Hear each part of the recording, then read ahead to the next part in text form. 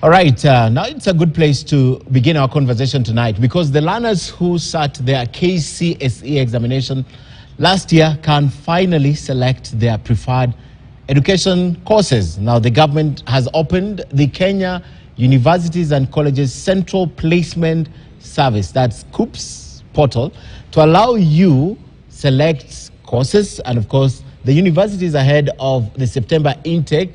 And according to Education Cabinet Secretary Ezekiel Machogu, he says all learners who obtained a grade of C+ and above will be placed in both public and private universities based on merit and, of course, their individual choices. Now, the CS further says that those who will be placed in public universities will receive both government scholarships and higher education loans board loans on, again, need basis. Now, the students joining private universities will only be eligible for the HELB loans. And that's where I bring Dr. Agnes Wahome. She is the Chief Executive Officer, Kenya Universities and Colleges Central Placement Service. And of course, Geoffrey Monari, the Chief Executive Officer, Universities Fund. Very important discussion tonight because I know a lot of students have been waiting. And as we wait to see that portal, how it looks like, let me bring this question to you, Agnes. This is not open for 30 days. I hear it's about 21 days before it closes?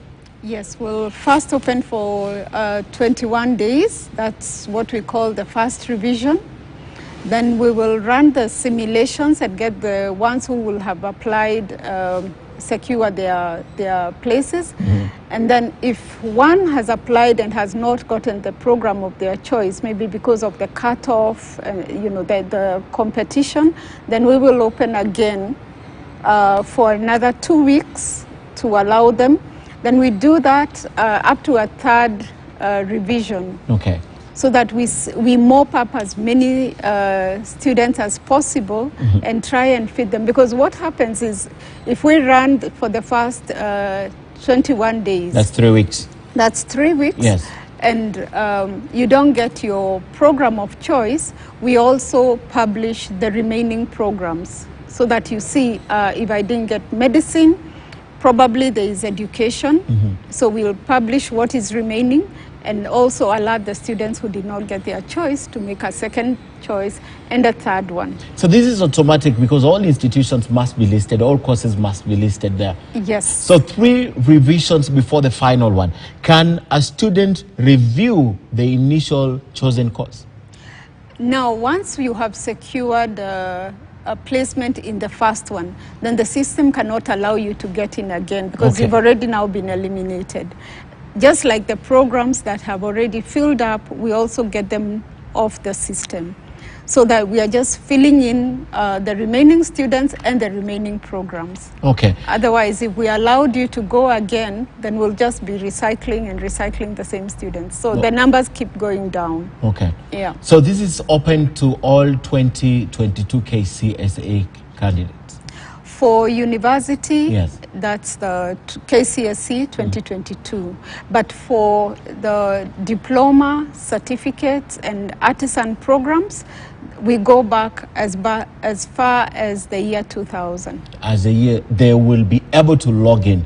2000, that almost 22 years? Yes. You're going back the year 2000 for that? Yes, for diploma, mm-hmm. certificates, and artisan. Okay. I'll be coming back to you once we get the portal on air, but let me bring Monari, because one of the things that happened about a fortnight ago is the issue of education funding.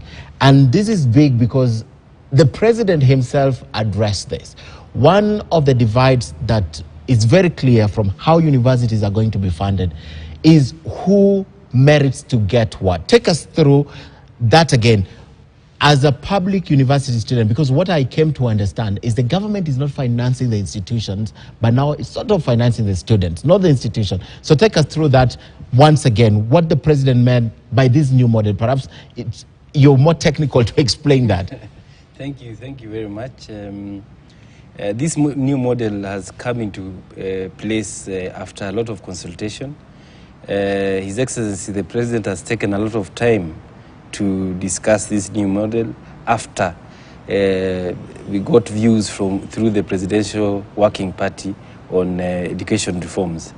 Kenyans said that The university sector has not been looked at for a long time, and they wanted to look at how university education can be funded properly. So this new model has got 4 areas. When a student applies, they will be able, if you are vulnerable, that is this is a household where they do not have any income, these students will be given a scholarship of 82% and a loan of 18% of the cost of the program. Now, what does that mean against the current status? Currently, we fund universities using the differentiated unit costs. And over the years, after this model was introduced, the highest that we have funded universities per student is 66%. Currently, this year, we are funding them at 48.1%. And hence the challenge that we've seen, where universities have accumulated debts up to 61 billion Kenya shillings. Now, that first group I've talked about, the vulnerable, will get 82% of the scholarship and 18% of the loan. The second group will be extremely needy, who will get a scholarship of 70% of the cost of the program and 30% loan as a loan. Okay. And then we have got 2 other categories. That is the needy. The needy will be able to get 53% of the scholarship and a loan of 40%. Okay. And then from the household, they'll pay 7%. Okay. And then we'll have the less needy. The less needy will get 38% scholarship, 55% of the loan, and 7% of household income. What is the average cost of a course? The average cost in terms of money? Yes. We are looking at about 183 per year. per year. Per year. Yes. Okay. So that's where they should work, and that's a course like which one? Law. That's like Law and okay. Bachelor of Commerce. Okay. That is where they range. That, And that's where most of the students actually go. If you talk to Dr. Wahome, she'll tell you that you're talking about almost half of the students. of all the applications. Yes. Okay. Yes, because you look at programs like medicine, for example, we have just 600 places, or what we call capacities. So education, BCom, law, that's where a lot of students want to go, and that's where we have most of the over 15,000 capacities. So with a cost of the program, and I really would wish to demonstrate how the portal looks like now. The portal will come up. Yeah, so that the students understand the costs we have put there, that is not what they are expected to pay off their pocket. You know, we have the program, like law, then we say cost of the program. That is the total cost, what it will cost the university to educate that student. So when now you subject the students to the... We've tried to get them, but because of the big screen, they are impossible to see, Daktari. I don't know if it's possible to see, but you can just explain that, because they are a little bit not visible. Yes, but you're explaining. Okay. So the cost that appears there is the total cost. Yes, and what we said, we asked the universities, can you cost everything? So because normally what happens, you find a student goes and they are told there is examination fee, there is registration fee, there is lab fee, there is ICT fee, you know, so many that it was difficult to even say what it actually costs to train the students. So this time we told them, declare everything. Per university. Every university. Because law at Strathmore is different from your end, from more universities. You're right. Yes. So when you look at now the kind of costs we are seeing, the average cost in a public university is 183,600. You look at the private university, there is one that is as high as I think 300,000. Okay. So it's a free market. You say what you have and how much you think it costs to train a student in that program. And then now the students apply. Why we are saying we have delinked placement and financing is because we know first placement is on merit. Yeah. Yeah. So you all do an exam, then they are all graded from A to E. You apply for the program of your choice regardless of your socioeconomic background. Then you get your the program of your choice depending on your grades. Okay. Then now we go to the next stage. Traditionally, the assumption was that everybody who's placed by KUCCPS then gets a government scholarship. But with the increase in population, it's clearly not possible to fund everybody. What we were applying was more of equality rather than equity. Okay. So now we are looking at equity. Who deserves what? How do you know? How do you determine? Is that a question for Monali or a question for you? For both of us. How, first, you'll answer that. How do you determine that Ken Mijungu comes from a well-off family, so we should not fund him at all? Because that's the principle. That's what is happening now. How do you determine that? Okay, right from the KUCCPS data, we are able to tell where you went to school because every result comes with A particular school. Yes. Okay. So we can clearly see those who went I to went school. to an academy somewhere. Exactly. I went to Riara or whatever. Yes. Okay. But that will not be for us. For us, you apply for this program, we get you the program. Okay. Then now we hand you over we To hand the you money over man. with the data that we have, that this is what you got, this is the program we have placed you in, but also this is the school you went to. Just as they look at how much you deserve, that will be another factor. But now when you look at the costs, let me just be very clear on the costs that are on our portal. An example of Bachelor of Law, yeah? We have all the way from 170 to 3 something. Yeah. But the average is 183. So if you're less needy, this is somebody now who went to that academy, yeah? They will pay at least 7% of the program. When you do 7% of 183, then we are talking of 12,000 per year, which is still not the cost of the academies they were paying, right? But they will have now an opportunity to get a loan of 55%.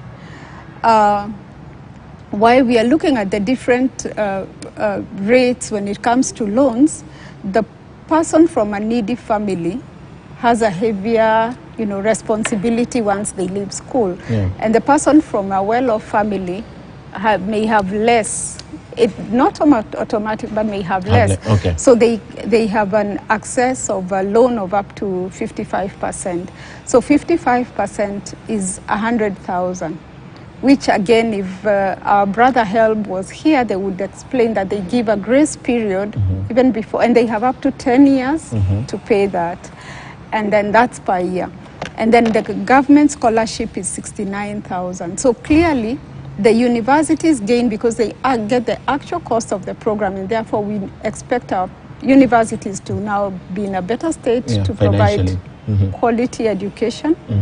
And then it's not, again, a burden to the family because you can see 12,000. Yeah, I'd like to take that with you because things happen. I may in primary would have gone to an academy, go to high school, and people have education plans, and then something happens.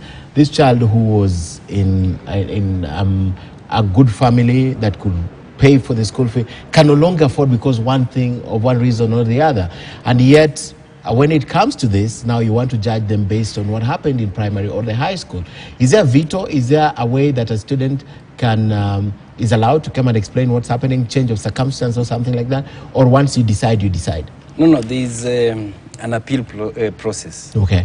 If you feel that the amount of loan or scholarship that you've been awarded is not what you deserve, we will allow that all students, the same way KUCCPS allows you to do a revision, this is an appeal process where we shall relook at your financial status. You are right, because you could have been supported by a foundation in your primary or secondary.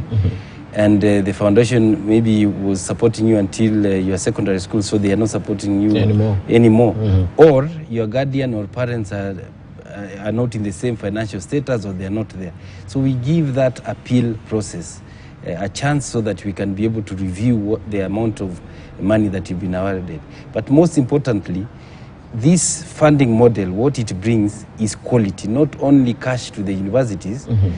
When you look at the quality, and many employers have talked about it, and we as Kenya, who are on top of the education sector in Africa and in the world, we were known, the quality has started going down because we were funding students at 48%. Okay. With this funding of programs fully, it means that we are going to raise the quality of our university education, which means we'll have more graduates who are not only for our country, we are going to supply the world, because this is a case where graduates can be able to go anywhere. Okay. And it means that they'll be able to bring in money for this country. Okay. Yes. How many students are you targeting? Let's deal with 2022.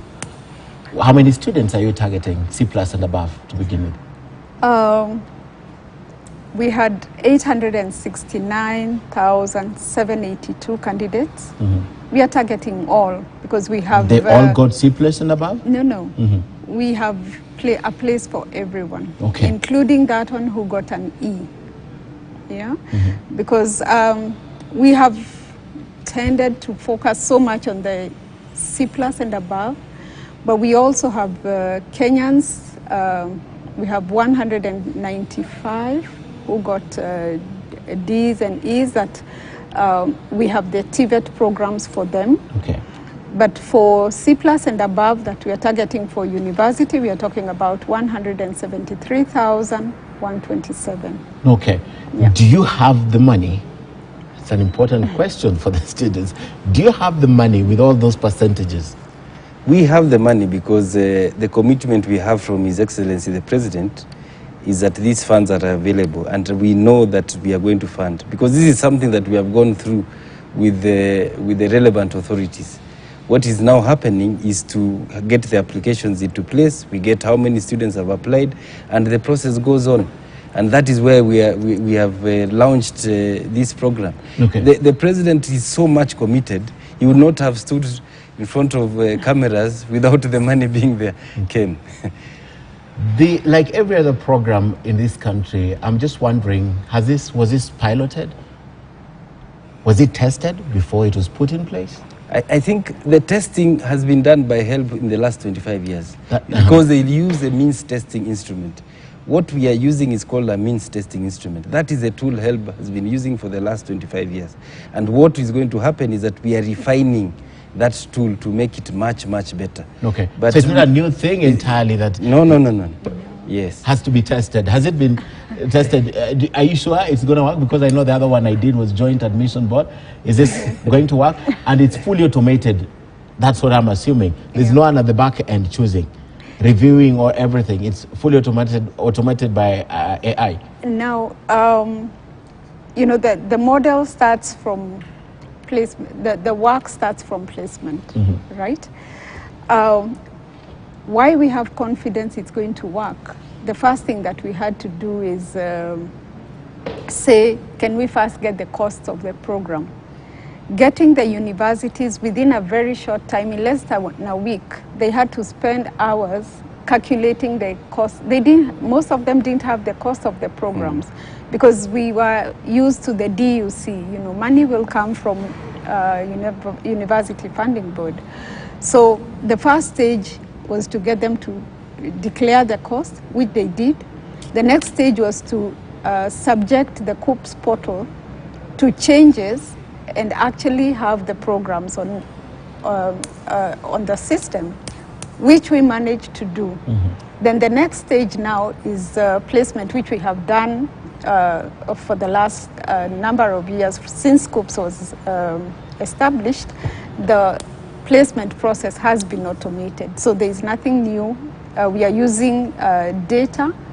The calculations on the figures to get the budgets, we have used the trends that KUCCPS and HELB and UFB have had.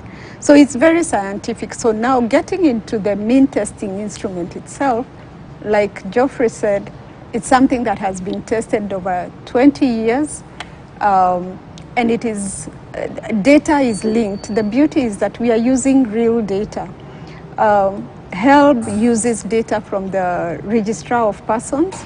So when somebody says they are orphaned, it is actually on the system that this person is related to this. From the ID, they know who is whose brother and whose sister and whose father. That's only to the that people is the who are first, registered. Yes, that is. But for births and deaths. Births and deaths, if you have an ID, which one of the requirements of an application of a loans, HELB loan, is an ID. Okay. So that ID links you with everyone else.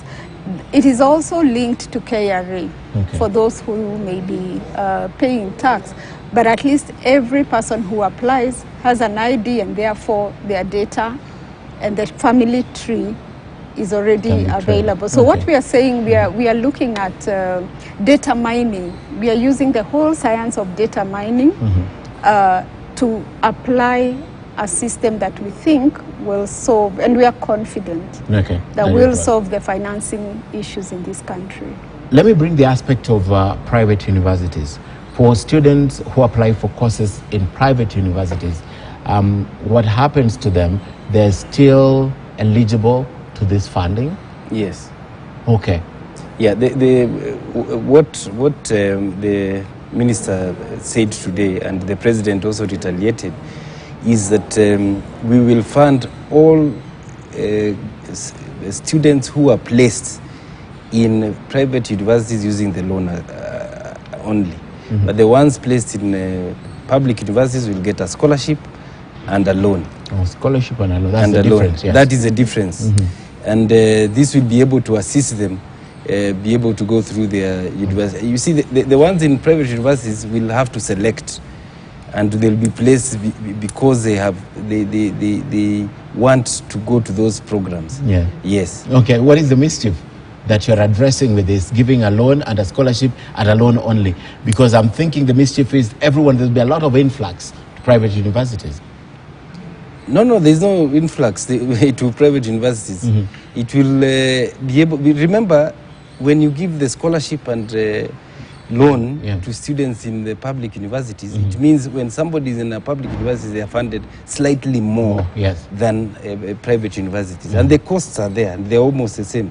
So what will happen is that somebody must deliberately want to go to a private university because of certain reasons, so that they go there. But it doesn't change anything.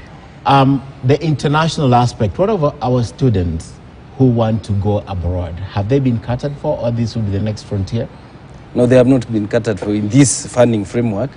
We want to ensure that the Kenyans who are in the country and want to go to universities and TVET colleges are first taken care of. Before okay, I'll give you your parting shot in this. What students should know tonight about the portal, about application, about the course, as your parting shot?